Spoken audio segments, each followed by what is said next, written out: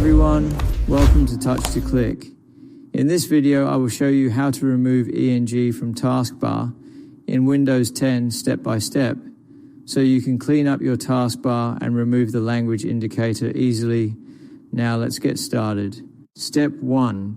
Press and hold the Windows key on your keyboard, then press the I key to open settings. This shortcut quickly opens the Windows settings menu, where you can control system features and customize your computer. Step 2.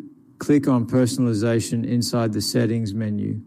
The Personalization section allows you to change the appearance of your Windows interface, including the taskbar settings. Step 3.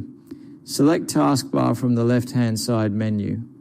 This will open all the settings related to your taskbar, which is the bar located at the bottom of your screen. Step 4.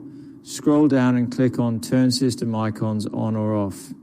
This option lets you control which system icons appear on the taskbar, including the language input indicator. Step 5. Find the input indicator option and toggle it off to remove ENG from the taskbar. Once you turn it off, the ENG language icon will disappear from the system tray. Thanks for watching, and please subscribe to Touch to Click for more helpful videos.